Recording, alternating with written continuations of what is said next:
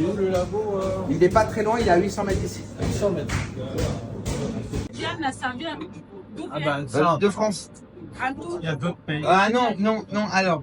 J'ai des viandes qui viennent de France, comme le poulet, le veau et l'agneau, et un petit peu le bœuf aussi.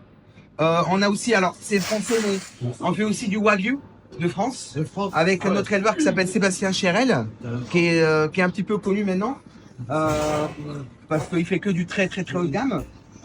Et on fait aussi la viande qui vient d'Espagne. Parce que l'Espagne, c'est un pays où il y a énormément de qualité. C'est-à-dire qu'en Espagne, on trouve le pire et le meilleur.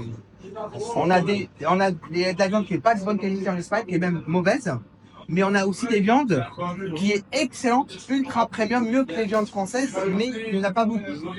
Et nous, on est sur ce marché-là depuis 15 ans. C'est-à-dire que nous, on sélectionne des éleveurs, des races particulières.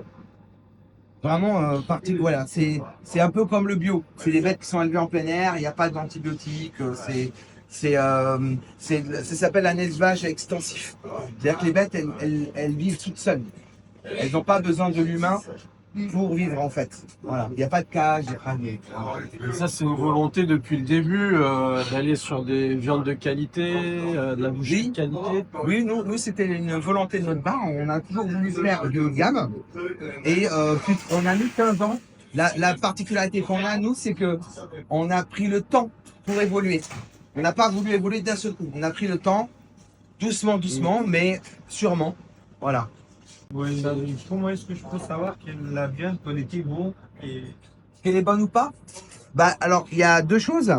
Il y a la couleur déjà. Là, bon là elle est rouge, elle est bien, mais il y a aussi l'odeur. L'odeur, quand on sent l'agneau, ce sera l'odeur de finition. C'est-à-dire que si ta viande, elles sont pas fortes, après cuisson, elle va pas sentir forte comme ça. À part si tu mets beaucoup d'épices. Tu vois, ça dépend. Ça dépend. Il y a aussi, est-ce que la viande est fraîche, très très fraîche ou vieille? Tu vois, une viande qui est trop fraîche et pas très tendre. En France, on aime bien attendre 3 jours. C'est-à-dire qu'on fait l'abattage lundi, on attend mardi, mercredi et on vend à partir de jeudi.